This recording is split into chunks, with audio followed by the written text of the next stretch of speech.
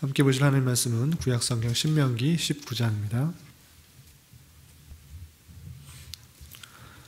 구약성경 신명기 19장, 구약성경 291쪽 전후를 보시면 되겠습니다.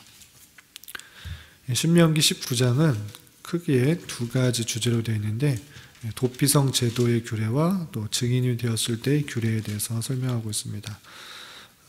21절까지 길게 되어 있으니까 우선 1절부터 13절까지 도피성 제도와 경계표의 규례에 대해서 먼저 읽고 나머지 또 끊어서 읽도록 하겠습니다. 1절부터 14절까지 함께 봉독하겠습니다. 내 하나님 여호와께서 이 여러 민족을 멸절하시고 내 하나님 여호와께서 그 땅을 내게 주심으로 내가 그것을 받고 그들의 성읍과 가옥에 거주할 때에 내 하나님 여호와께서 내게 기업으로 주신 땅 가운데에서 새 성읍을 너를 위하여 구별하고 내 하나님 여호와께서 내게 기업으로 주시는 땅 전체를 새 구역으로 나누어 길을 닫고 모든 살인자를 그 성읍으로 도피하게 하라. 살인자가 그리로 도피하여 살 만한 경우는 이러하니 곧 누구든지 본래 원한이 없이 부지 중에 그의 이웃을 죽인 일, 가령 사람이 그 이웃과 함께 벌목하러 살림에 들어가서 손에 도끼를 들고 벌목하려고 찍을 때에 도끼가 자루에서 빠져 그의 이웃을 맞춰 그를 죽게 함과 같은 것이라. 이런 사람은 그 성읍 중 하나로 도피하여 생명을 보존할 것이니라. 그 사람이 그에게 본래 원한이 없으니 죽이기에 합당하지 아니하나 두렵건대 그 피를 보복하는 자의 마음이 복수심에 불타서 살인자를 뒤쫓는데 그 가는 길이 멀면 그를 따라 잡아 죽일까 하노라. 그러므로 내가 내게 명령하기를 새 성읍을 너를 위하여 구별하라 하노라. 내 하나님 여호와께서 내 조상들에게 맹세하신 대로 내 지경을 넓혀 내 조상들에게 주리라고 말씀하신 땅을 다 내게 주실 때에 또 너희가 오늘 내가 너희에게 명하는 이 모든 명령을 지켜 행하여 내 하나님 여호와를 사랑하고 항상 그의 길로 행할 때에는 이 셋 외에 새 성읍을 더하여 내 하나님 여호와께서 내게 기업으로 주시는 땅에서 무죄한 피를 흘리지 말라. 그리 이같이 하면 그의 피가 내게로 돌아가지 아니하리라. 그러나 만일 어떤 사람이 그의 이웃을 미워하여 엎드려 그를 기다리다가 일어나 상처를 입혀 죽게 하고 이 한 성읍으로 도피하면 그 본 성읍 장로들이 사람을 보내어 그를 거기서 잡아다가 보복자의 손에 넘겨 죽이게 할 것이라. 내 눈이 그를 긍휼히 여기지 말고 무지한 피를 흘린 죄를 이스라엘에서 제하라. 그리하면 내게 복이 있으리라. 내 하나님 여호와께서 내게 주어 차지하게 하시는 땅 곧 내 소유가 된 기업의 땅에서 조상이 정한 네 이웃의 경계표를 옮기지 말지니라. 아멘. 그리고 다음 15절부터 21절까지는 증인이 되었을 때의 규례, 제도에 대해서 설명하고 있습니다. 15절부터 마지막 21절까지 함께 봉독하겠습니다. 사람의 모든 악에 관하여 또한 모든 죄에 관하여는 한 증인으로만 정할 것이 아니요 두 증인의 입으로나 또는 세 증인의 입으로 그 사건을 확정할 것이며 만일 위증하는 자가 있어 어떤 사람이 악을 행하였다고 말하면 그 논쟁하는 쌍방이 같이 하나님 앞에 나아가 그 당시의 제사장과 재판장 앞에 설 것이요 재판장은 자세히 조사하여 그 증인이 거짓 증거하여 그 형제를 거짓으로 모함한 것이 판명되면 그가 그 형제에게 행하려고 꾀한 그대로 그에게 행하여 너희 중에서 악을 제하라. 그리하면 그 남은 자들이 듣고 두려워하여 다시는 그런 악을 너희 중에서 행하지 아니하리라. 내 눈이 긍휼히 여기지 말라. 생명에는 생명으로, 눈에는 눈으로, 이에는 이로, 손에는 손으로, 발에는 발로이니라. 아멘. 이 시간에도 여기까지 나오신 여러분들 위해 하나님의 크신 은혜가 함께하기를 진심으로 기원합니다. 오늘 말씀 읽기 본문은 신명기 19장입니다.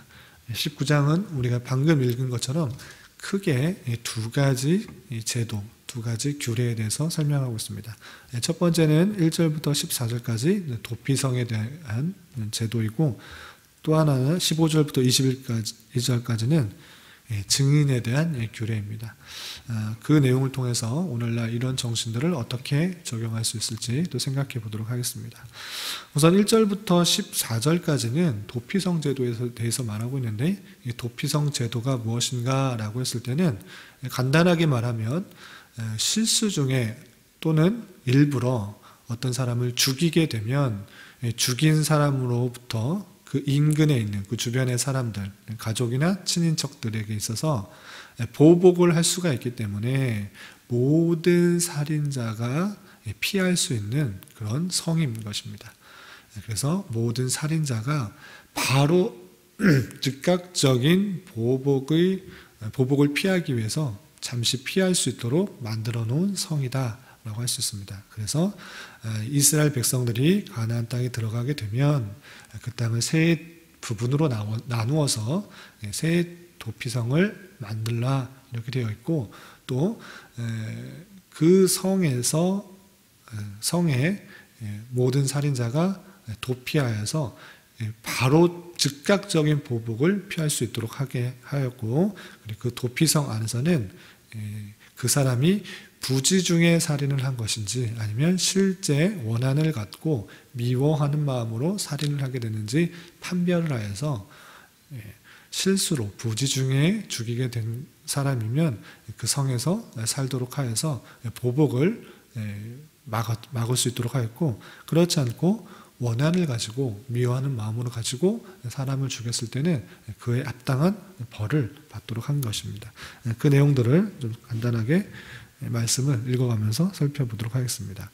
우선 1절, 2절에서 보면 하나님께서 이것을 언제 적용해야 될 것인지 이렇게 설명을 하고 있습니다. 1절에서 보면 내 하나님 여호와께서 이 여러 민족을 멸절하시고 내 하나님 여호와께서 그 땅을 내게 주심으로 내가 그것을 받고 그들의 성읍과 가옥에 거주할 때라고 표현하면서 이스라엘 백성들이 이제 곧 가나안 땅으로 들어가게 될 텐데, 그 가나안 땅에 들어가게 되면 이렇게 설명하고 있는 것입니다. 2절 계속해서 보면 내 하나님 여호와께서 내게 기업으로 주신 땅 가운데서 새 성읍을 너를 위하여 구별하고 되어 있습니다. 다시 설명하기로 내게 기업으로 주신 땅, 그 가나안 땅을 새 성읍을 너를 위하여 구별하라 되어 있습니다. 그래서 그 가나안 땅에 새 성읍을 구별하여 무엇을 하는가? 3절 내 하나님 여호와께서 내게 기업으로 주신 땅 전체를 세 구역으로 나누어 길을 닫고 모든 살인자를 그 성읍으로 도피하게 하라 되어 있습니다. 그래서 살인자가 생겼을 경우에 즉각적인 보복이 있을 수도 있는 것입니다. 그 살인자의 피해자의 가족이나 친인척, 가까운 사람으로부터 살인하게 됐을 때 즉각적인 보복이 있음으로 말미암아 그 피해를 당할 수 있기 때문에 이 모든 살인자가 일단은 그 새 성읍의 도피성으로 도망을 할 수 있도록 한 것입니다. 그런데 그 살인자를 그러면 어떻게 할 것인가? 도피하고 끝나는 건가? 모든 살인자를 그냥 살려주는 것인가?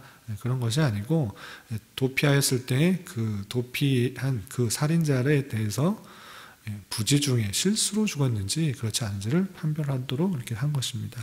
4절이야 계속 살펴보면 살인자가 그리로 도피하여 살만한 경우는 이러하니, 도피해서 재판을 하게 되는데 도피했을 때 살만한 경우는 어떠한 것인가 했을 때는 본래 원한이 없이 부지 중에 그 이웃을 죽인 일, 부지 중에 실수로 알지 못하고 이웃을 죽이게 된 일들은 살만한 일이다.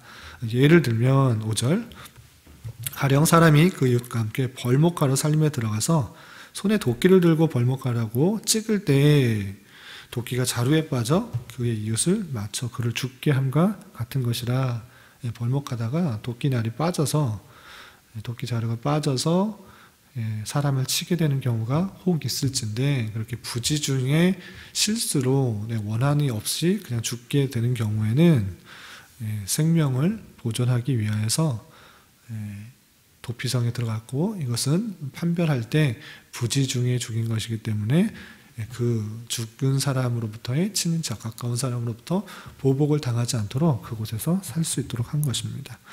6절 계속 읽어보면 그 사람이 그에게 본래 원한이 없으니 죽이기 합당하지 아니하나 두렵건대 그 피를 보복하는 자의 마음이 복수심에 불타서 살인자를 뒤쫓는데 그 가는 길이 멀면 그를 따라 잡아 죽일까 하노라 이렇게 하고 있습니다. 원한이 없이 죽었을지라도 복수심 때문에 그 도피하는 그 성이 멀면 죽일 수 있기 때문에 가까운 곳에 닿을 수 있는 곳에 새 성읍을 만들어 두라 이렇게 표현하는 것입니다.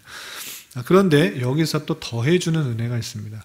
혹 그 가나안 땅에 세 부분으로 나눠서 새 도피성을 만들어놨는데 거기까지 가는 길도 가깝지 않아서 가는 길이 멀어서 가는 도중에 보복이나 또는 복수를 당할 수도 있기 때문에 하나님께서 그 새 성읍 외에 추가로 새 성읍을 만들도록 한 것입니다. 그래서 너희들이 내 말을 잘 듣고 순종하면 새 성읍을 더해주겠다 이렇게 표현하고 있는 것입니다. 9절 보면 또 너희가 오늘 내가 너희에게 명하는 이 모든 명령을 지켜 행하여 내 하나님 여호와를 사랑하고 항상 그의 길로 행할 때에는 이 셋 외에 새 성읍을 더하여 내 하나님 여호와께서 내게 기업으로 주신 땅에서 무죄한 피를 흘리지 말라 그리하면 그의 피가 내게로 돌아가지 아니하리라 라고 하고 있습니다. 이 새 성읍이 있는데 그 외에 하나님 말씀 잘 순종하고 지켜 행하면 새 성읍을 더하여 주겠다. 그래서 혹시라도 그 가는 길이 멀어서 또한 복수로 말미암아 무죄한 피를 계속적으로 흘릴 수 있기 때문에 피할 수 있도록 하는 그 새 성읍을 만들어서 총 6개의 성읍을 만들도록 하나 이렇게 규례를 정해준 것입니다. 실제로 이 말씀이 여호수아에 보면 여호수아 20장에 보면 요단강 동편의 3개, 요단강 서편의 3개 해서 총 6개의 큰 분할해서 골고루 지역에 분배되어서 설치가 되고 그곳으로 살인자가 오면 피할 수 있도록 하는 그런 제도를 만들었던 것입니다. 그런데 아무나 이렇게 살인하고 도피해서 그 도피성으로 들어가면 사는 것이 아니라 부지 중에 저지른 살인들은 살려주는 것이고 원한을 갖고 또는 악한 마음을 가지고 미워하는 마음으로 살인하는 경우도 있을진데 그런 자가 도피하게 되면 그 사람은 죽여야 된다 이렇게 표현하고 있는 것입니다. 그것이 11절부터 13절까지 나와 있습니다. 11절 이하 계속 읽어보면 그러나 만일 어떤 사람이 그의 이웃을 미워하여 엎드려 그를 기다리다가 일어나 상처를 입혀 죽게 하고 이 한 성읍으로 도피하면 그 본 성읍 장로들이 사람을 보내어 그를 거기서 잡아다가 보복자의 손에 넘겨 죽이게 할 것이라. 내 눈이 그를 긍휼히 여기지 말고 무죄한 피를 흘린 죄를 이스라엘에서 제하라. 그리하면 내게 복이 있으리라 라고 하고 있습니다. 그래서 모든 살인자가 도피할 수 있도록 이렇게 만들었는데 도피한 자가 다 살 수 있는 것이 아니라 그곳에서 여러 장로들이 살펴보고 그것이 실제로 모르고 죽인 것인가 아니면 원한을 갖고 미워하는 마음으로 죽인 것인가 판별해서 원한을 갖고 미워하는 마음으로 죽인 것이라고 판단이 될 경우에는 그를 잡아서 보복자의 손에 넘겨 죽이게 할 것이다 이렇게 표현하고 있는 것입니다. 그래서 모든 살인자에게 있어서 일단은 피할 수 있는 즉각적인 반응으로 보복과 보복, 계속적인 살인이 있을 수 있기 때문에 즉각적인 원한으로 인해서 그런 보복을 피할 수 있도록 도피성을 만들어 놨고 이 도피성에서 판별하여 부지 중에 죽인 것인지 아니면 원한을 가지고 죽인 것인지를 판별하여 살도록 또는 죽이도록 그렇게 했던 제도를 살펴볼 수 있습니다. 이렇게 일단 도피성의 제도는 단순히 하나님께서 모든 살인자를 긍휼히 여겨주셔서 즉각적인 보복을 피하게 해주는 그런 원리도 있지만 실제 이것은 또 어떤 것까지 생각할 수 있는가 했을 때는 예수 그리스도께 오므로 말미암아 그들의 죄가 용서받을 수 있다라는 사실들을 지켜보호해 줄 수 있다는 사실들을 깨달아 알게 해주는 생각을 해주게 하는 그런 제도이다라고 할 수 있습니다. 실제로 실수로 죽여서 실수로 죽여서 도피성에 피한 그런 사람들이 언제 죄가 다 용서가 되는가라고 했을 때는 그 안에 있었던 제사장이 죽게 되었을 때 그 모든 죄가 용서된다라는 그런 제도를 행했던 것입니다. 왜 제사장이 대제사장이 죽게 되면 용서함을 받게 되는가라고 했을 때는 대제사장이 십자가에 달려 돌아가시는 예수 그리스도를 예표하는 것으로 생각할 수 있게 하기 위해서 그런 제도를 행했다라고 할 수 있는 것입니다. 그래서 이 도피성은 물론 1차적인 의미에 있어서 모든 살인자를 즉각적인 보복으로부터 보호하는 제도이지만 그것을 통하여서 하나님의 자비와 긍휼뿐만 아니라 앞으로 오실 예수 그리스도를 함께 생각할 수 있도록 하는 제도이다라고 할 수 있습니다. 이런 내용들을 살펴볼 수가 있고요. 또 14절에 보면 한 구절 간단하게 표현된 제도가 있는데 그것은 경계표를 옮기지 말라라는 그런 규례입니다. 14절 보면 내 하나님 여호와께서 내게 주어 차지하게 하시는 땅, 가나안 땅이죠. 그 곧 내 소유가 된 기업의 땅에서 조상이 정한 내 이웃의 경계표를 옮기지 말라라고 되어 있습니다. 하나님께서 분기수로 주어주신 그 지파별로 가나안 땅이 있을진데 그것들을 옮기지 말라. 어떤 재산이 많아졌다고 해서 계속 차지하고 또는 또 줄여지고 이렇게 옮겨지는 그런 일들을 금하고 있는 것입니다. 하나님께서 분기수로 주어주었을 때 그것을 땅을 팔고 살고 하는 그런 소유의 개념이 아니라 하나님께서 주어준 각 지파에게 주어진 것으로 하나님의 그런 주권 가운데 침해될 수 없는 하나님의 영역, 하나님의 부어주심이기 때문에 내 능력에 여부와 상관없이 하나님께서 주어주신 그런 기업이다라고 생각할 수 있는 것입니다. 그래서 이스라엘 백성들은 자기에게 주어진 것들을 땅을 사고 팔고 하면서 자신의 부를 늘리거나 또는 세력을 넓히는 그런 행동을 하지 않았던 것입니다. 이것이 하나님의 주권을 받아들이는 그런 자세로 하나님께 주어진 기업이다 생각하는 그런 정신을 살펴볼 수 있습니다. 그리고 마지막 15절부터 21절까지는 증인에 대한 규례를 하고 있는데 앞서 도피성에 있어서 피한 그런 살인자뿐만 아니라 모든 일에 재판하는 데 있어서 증인들은 어떻게 서야 되고 어떻게 판별할 수 있는지를 설명하고 있는 것입니다. 그것은 단순히 한 사람의 증인이 있다고 하는 것이 아니라 판결이 되는 것이 아니라 두세 사람의 이 증인으로 말미암아 그 판결을 확정하라라는 그런 내용들입니다. 15절 보면 사람의 모든 악에 관하여 또한 모든 죄에 관하여는 한 증인으로만 정할 것이 아니요 두 증인의 입으로나 또는 세 증인의 입으로 그 사건을 확정하라 되어 있습니다. 당연한 말이지만 한 사람의 증인이 있다고 해서 그 말만을 듣고 그 죄를 있다 없다 이렇게 판결하는 것이 아니라 두 증인 또는 세 증인, 두세 사람 이상의 증인이 있어서 그것을 확정해야지 그 죄가 또 성립이 되는 것이고 또 그 선이 또 판별이 되는 것입니다.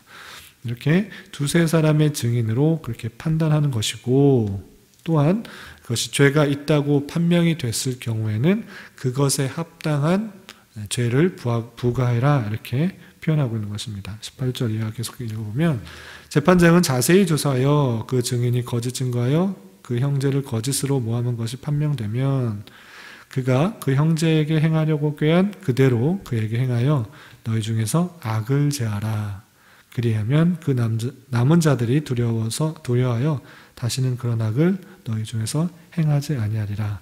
내 눈이 긍휼히 여기지 말라. 생명에는 생명으로 눈에는 눈으로 이에는 이에로 손에는 손으로 발에는 발로니라 라고 표현하면서 그가 행했던 일들 잘못이 결정되면 그렇게 가했던 생명은 살인이면 살인, 생명이면 생명 또는 눈에는 눈, 이에는 이 똑같은 형벌로 엄하게 다스림으로 말미암아 너희 중에 악을 제하여 버려라 이렇게 표현하고 있는 것입니다. 엄중하게 처벌하는 것을 통하여서 다시는 그 악을 행하지 않도록 확실하게 절차를 거쳐서 공의롭게 재판을 하도록 하는 내용들을 살펴볼 수 있습니다.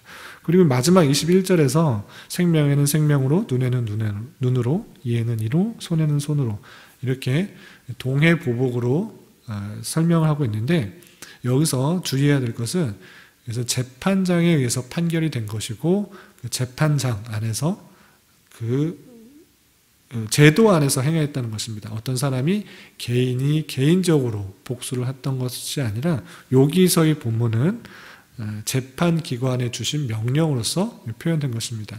두세 사람이 증인이 있고 재판장이 판결을 할 때 생명에는 생명으로, 눈에는 눈으로, 이에는 이로 이렇게 똑같은 형벌로 그렇게 엄히 다스리도록 했던 재판장에서의 규례라고 이해하시면 될 것입니다. 그래서 이 본문에 있어서는 개인적인 복수를 이렇게 하라라는 뜻이 아니라, 똑같이 보복하라 이런 뜻이 아니라, 재판장에서의 판결은 그와 같이 엄히 동등하게 공의롭게 판정할 수 있도록 그렇게 하라라는 말씀으로 이해해야 될 것입니다. 그래서 하나님께서 공의롭게 판정함으로 말미암아 두세 사람의 증인으로 확실하게 판정하는 것과 동일한 그런 잘못으로 똑같이 복수할 수 있도록 이렇게 재판하는 것을 통하여서 하나님의 공의로우신 내용들을 살펴볼 수 있는 것입니다. 이런 내용들을 읽어가면서 우리는 하나님의 자비와 공의로우심, 긍휼을 생각할 수 있어야 될 것입니다. 도피성을 주신 하나님, 그리고 공의롭게 재판하도록 하는 하나님, 이것을 통해서 하나님의 공의와 자비와 또한 사랑, 긍휼들을 생각할 수 있어야 될 것입니다. 이러한 은혜들이 구약시대만 있는 것이 아니라 신약시대에 사는 우리 또한 예수 그리스도를 통하여서 받았을진데 늘 감사하는 삶을 살아야 될 것이고, 이런 은혜를 받은 자로서 또한 우리 또한 우리의 모습을 통해 주님의 사랑이 흘러갈 수 있도록 주님의 공의로운 모습들을, 의로운 모습들을 받은 자로서 그러한 삶을 살아가기에 힘써야 될 것입니다. 우리가 오늘 살아가면서 또 남은 한평생 살아가면서 주님의 사랑과 공의를 받은 자로서 그러한 삶을 힘써 살아가기에 더욱더 힘쓰며 전파하는 자가 될 수 있어야 될 것입니다. 이런 은혜가 저 여러분들 가운데 함께 하기를 진심으로 기원합니다. 기도하겠습니다. 하나님 아버지 감사합니다. 오늘 말씀을 통해 가나안 땅에서 지켜야 할 도피성 제도와 증인의 규례에 대해서 살펴보았습니다.